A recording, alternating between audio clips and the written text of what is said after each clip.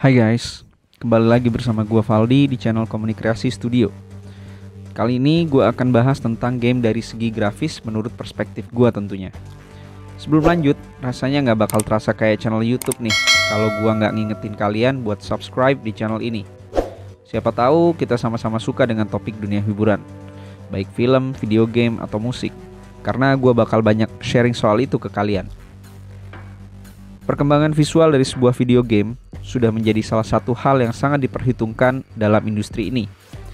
Ya, setidaknya dalam 2 dekade terakhir. Lahirnya generasi-generasi baru dalam dunia konsol membuktikan produsen game konsol seperti Sony dengan PlayStation atau Microsoft dengan Xbox-nya ingin memberikan pengalaman bermain yang lebih realistik bagi para gamers. Di masa kecil, gua awalnya main Nintendo, lalu punya Sega sendiri. Gak lama, kakak gue beli PlayStation, dan konsol itu benar-benar mengubah cara bermain gue saat itu.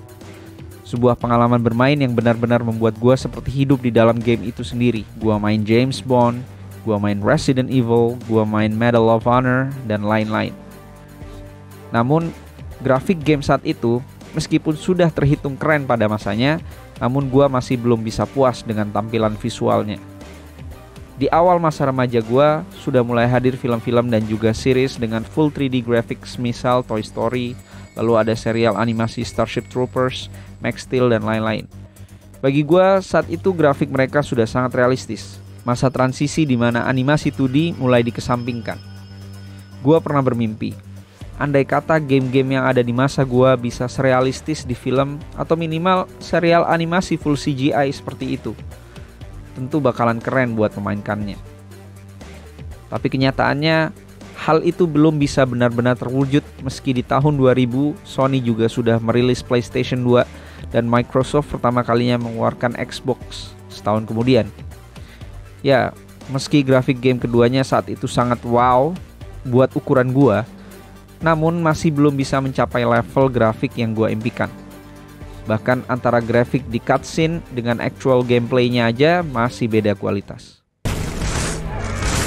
Di masa-masa itu, pemakaian CGI sudah semakin common, sehingga mulai banyak film-film animasi 3D bermunculan di layar lebar, seperti Finding Nemo, Shrek, Ice Age, Polar Express, Final Fantasy, Christmas Carol, dan lainnya. Secara visual, grafik mereka bisa dianggap juara lah pada masanya. Tapi perkembangan grafik pada game konsol belum bisa menyamai atau mendekati level grafik mereka. Terlebih jika melihat grafik dari film Beowulf di tahun 2007. Hampir saja sebagian penonton tertipu. Dikiranya film ini adalah real live action movie, tapi ternyata itu fully CG. Akan tetapi, harapan bisa melihat grafik game bisa sekeren di film animasi tersebut mulai muncul ketika generasi konsol game ketujuh hadir dengan munculnya Xbox 360 dan PS3. Unsur kerealistisan sebuah game sudah mulai diperhatikan oleh banyak developer game di era ini.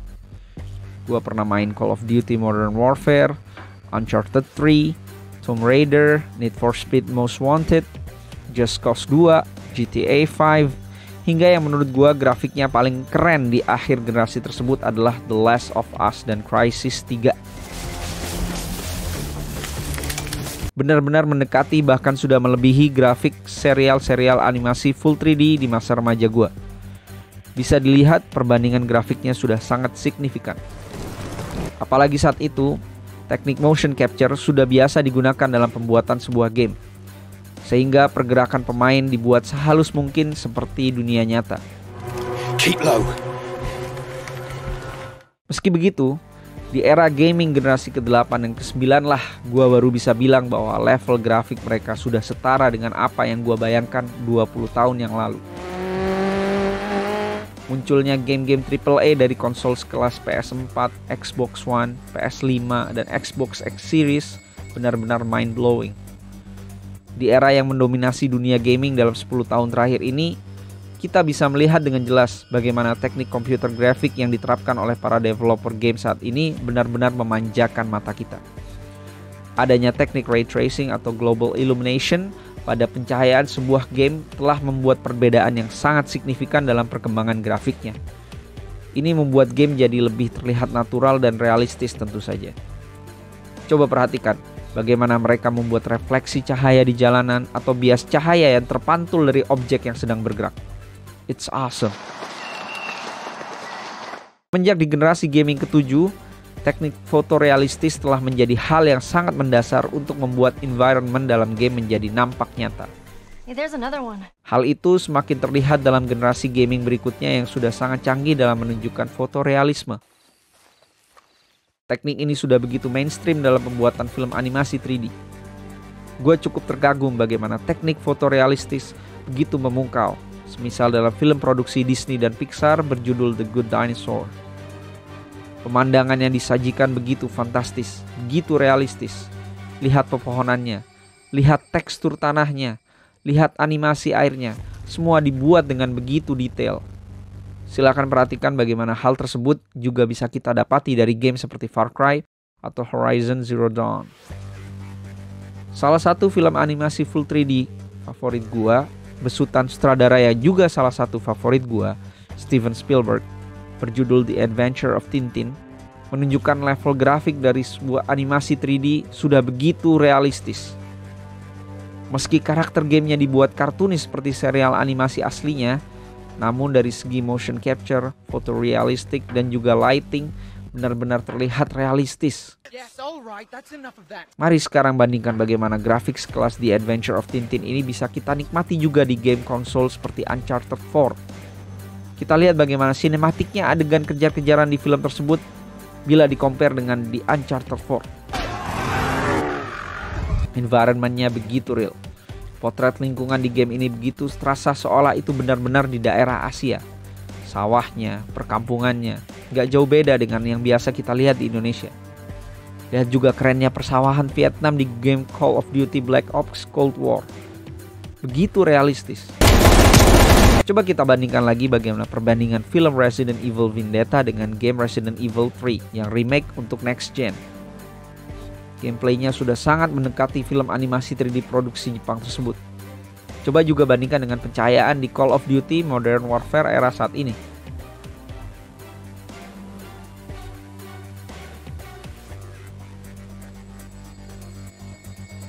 Game yang menurut gua dari dulu selalu improve dalam masalah grafik adalah game otomotif. Lihat bagaimana Forza Horizon 4 bila disandingkan dengan video otomotif di dunia nyata. Begitupun kita bisa lihat bagaimana tampilan game Formula 1 dengan kondisi balapan dunia nyatanya. Sudah begitu mendekati kan?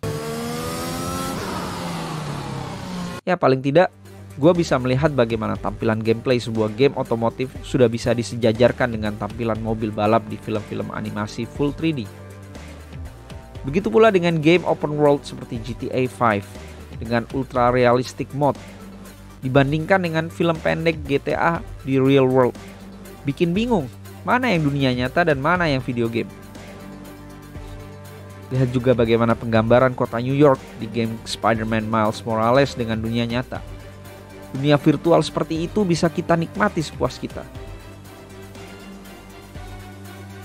Kalau mau yang lebih vintage, kita bisa mainkan di Red Dead Redemption 2 atau di Mafia Definitive Edition untuk next gen console. Jadi buat teman-teman yang mungkin bosan di rumah, ya dengan memainkan game ini kita seolah-olah bisa jalan-jalan di dunia nyata. Walaupun sebenarnya kita sedang jalan-jalan di dunia virtual. Kita juga bisa menikmati experience bermain game dengan karakter-karakter yang mirip di film-film animasi Disney. Kita bisa memainkan Ratchet & Clank atau Kena Bridge of Spirits. Cukup Disney-like footage kan. Yang pasti game sekarang udah bisa mewujudkan impian masa kecil gua untuk bisa bermain game dengan rasa yang serealistis film-film animasi 3D.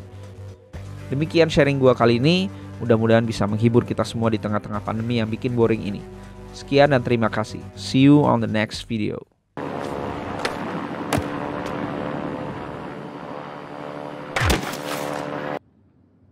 What? Is that it?